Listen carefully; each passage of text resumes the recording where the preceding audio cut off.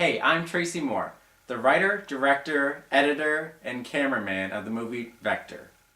I started writing the script in December of '09 and ended about the end of May in 2010. The script is basically the blueprint or the planning mechanism for the entire production. So the first thing we did was had some white tape board and we put different colored sticky notes everywhere that had details about plot points, and the ones we liked I just kept on there. I'm always fascinated by characters who have flaws because they're very relatable and you just think, are they going to get over the flaw or is it going to take over them? I picked the character trait of obsessive compulsive disorder for Dave because it's very visual and we can communicate that he is trapped in this order in his life. So it's really about his interactions with people and how he grows from sort of antisocial, uninvolved, through being a little more social at the end of the movie. You try to have a little arc where he starts improving, but as he's improving in his social life, he's declining at home. So that was hard to get that balance. I had a lot of meetings with Chad Caldwell about how to handle these different characters and their interactions, and also how to get the plot to where we wanted it to be.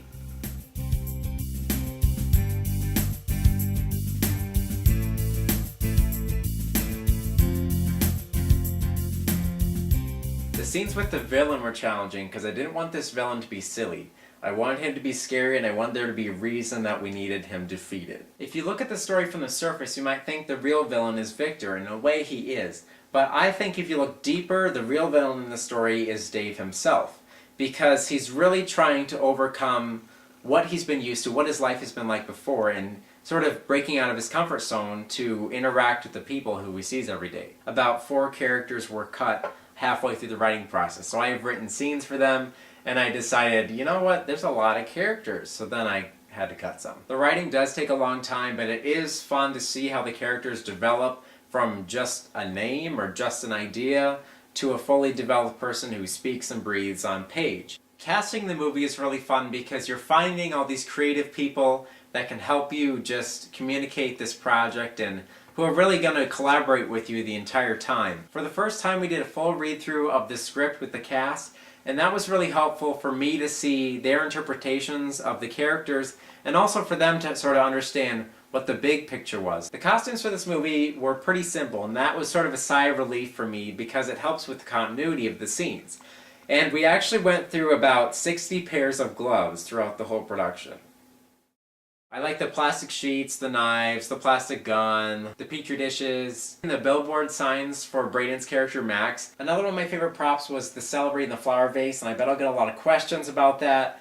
But I think that that's the point of it, is you weren't expecting celery, you're expecting flowers. The location that we filmed at the most was the Ganal's house, and that's where all the family scenes were shot. And I just want to thank them again because having a movie team come to your house and invade your home is not a small thing. All of the delivery scenes we seem to have traffic problems with. If it wasn't car traffic, it was a lawnmower, weed whacker, or a street sweeper. When we were designing Victor's lab, we had to think, how can it function throughout the scenes? It's almost like a maze of plastic. But it has to be so I can get in there with the camera and he can walk through there.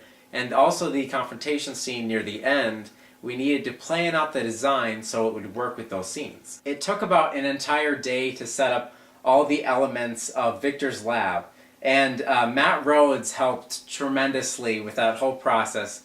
The filming of the movie is so fun because the cast gets to be creative, they get to interpret their characters, and I get to see what I wrote being acted out, so it's just exciting for everybody. There's always stuff that gets in the movie that I never had to write and nobody really thought of before, but when you're there, it just happens, and someone has a good idea, and you throw it in, and it works. I really enjoy working with the actors because they have so much insight on their characters, and they bring so much laughter and sense of humor to the set.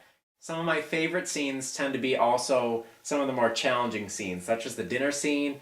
The camera placement was hard, but I really liked that snappy dialogue. I really like the scene where Casey dodges the car. There's just a lot of neat shots and how that came together, and that was very difficult to visualize when you're there because you shoot the same thing like 4 times, and then when you're editing, it all comes together. I liked doing the interactions between Dave and the people he delivers to because you sort of saw this growth throughout the scenes, And they all were such quirky characters that all the scenes just really came alive.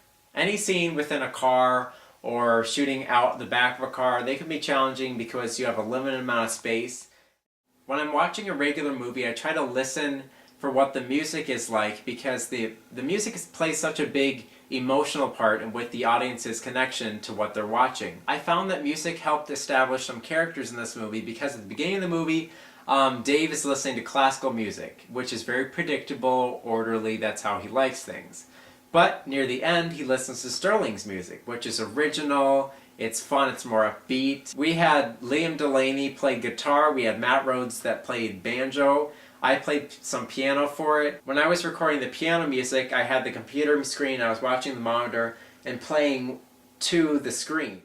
The editing is like my worst enemy and also one of my favorite parts, because you get to see all the components that you filmed, all the pieces put together. It's like a huge puzzle. There was almost a terabyte of computer storage for this movie, and that's because there's thousands of clips that you have to put in order and manipulate and color correct to get how you want them to look, and you have to take them all from about the 30 hours of footage that we had for this whole movie. Sometimes you have to build performances in editing that weren't there if there's schedule conflicts. There's about 100 Final Cut projects and about 500 sequences that I organize it in. But on the other side, you can't think of it technically, you have to think of also the pacing of the dialogue, the pacing of how the characters are interacting on screen, how the music plays into it, the color correction, everything has to work together. Color and lighting set a lot of the mood in scenes. One of my favorite things is showing the actors like partly completed scenes while we're still making the movie. Because when you're filming it, sometimes it's hard to know how it's all going to come together. But then when you watch it, it gets really exciting because you know that your efforts were appreciated and that it came together in a positive way.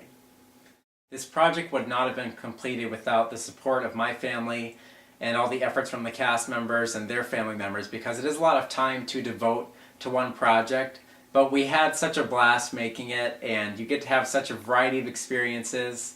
So I just want to say thank you to everybody for all your hard work, and I just can't wait to see what we do next year.